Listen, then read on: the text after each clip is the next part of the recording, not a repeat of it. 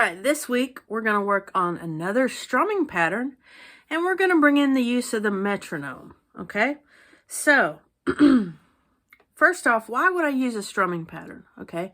I think of it like this. If you look at a map, all right, there's a whole bunch of ways to get to where you're going, right? There's a whole bunch of ways. There's a pretty straightforward way. I live in the mountains, and there's nothing straight here, but anyway, there's a pretty straightforward way. Then there's a bunch of these ways roundabout to get to where you're going. And none of the ways are wrong, okay? So I want you to understand that none of the ways to get there are wrong. But strumming patterns can help us get there quicker, okay? So that's kind of how I look at it. If you, as a beginner, will learn a few strumming patterns and learn to use them and add them to your songs, you can make things sound interesting, more so than just. And when you're a beginner, you don't really know how to just sort of go all willy-nilly. So you kind of want a little bit of a roadmap. And that's kind of how I feel about strumming patterns. You can also combine strumming patterns to make variation as well. All right. So we're going to use a strumming pattern today, and I'm going to call it down, down, up, down, down. Okay. So that's down, down, up, down, down, with down being away and up being back towards you, okay? And we're going to strum all strings, all right? So the first thing we're going to do is we're just going to strum that pattern. Now, when we count it out, it's going to count out like this. 1, 2, and 3, 4. 1, 2, and 3, 4. So grab that dulcimer. I'm going to count you in, and we're going to strum muted a little bit a few times through here, okay? 1, 2. Ready? Go. Down, down, up, down, down, down, down, up, down, down. 1, 2, and 3, 4. 1, 2, and 3, 4.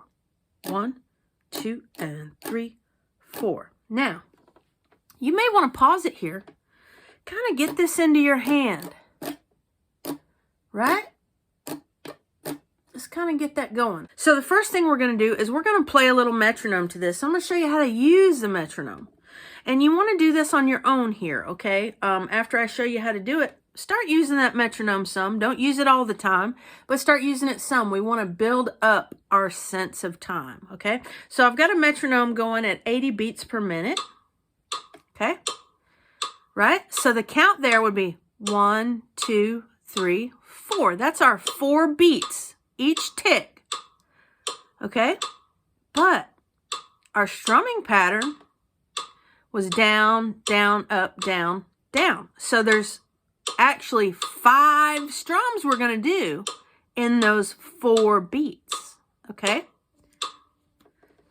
So when we count off that 1, 2, 3, 4, remember, I counted this off as 1, 2, and 3, 4. The and is that time you strum coming back, right? So it's down, down, up, down, down. 1, 2, and 3, 4. All right, now let's turn it on and go. I'll count you in. 1, 2, ready, go.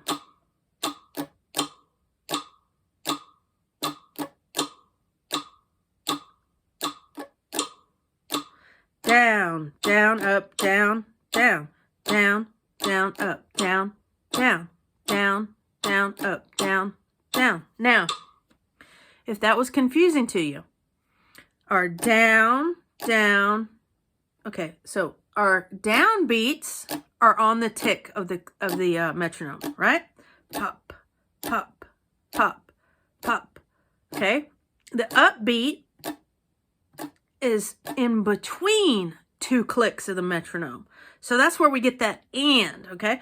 1, 2, and 3, 4. 1, 2, and 3, 4. Now, I encourage you to use the metronome and just keep muted as long as you need to. Just work with that metronome till you feel comfortable with it.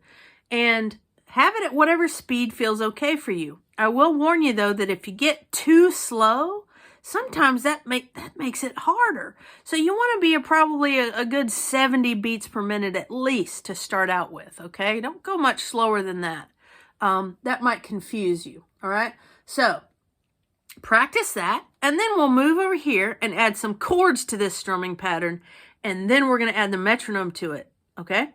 And then you practice on your own at home, and I'll give you tabs for it as well. All right, so our chords here are going to be open, which is a D, A, which is our 101, you already know it, then a simple D, which is our 2nd fret of our melody, and then our G, which is our open bass, our 1st fret of our middle, and our 3rd fret of our melody. Okay, I'm going to play it for you, and then we'll play it together.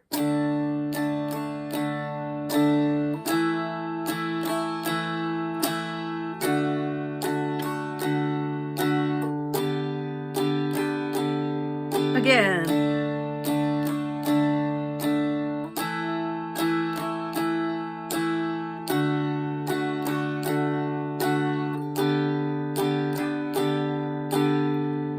All right, now run that through until you feel good about it, okay? Then we're going to play it through with the metronome, okay? And I'm going to keep it at that 80 beats per minute. I'm going to count us in here. I'm going to play it 2 times through here, okay? Here we go. 1, 2, ready, go.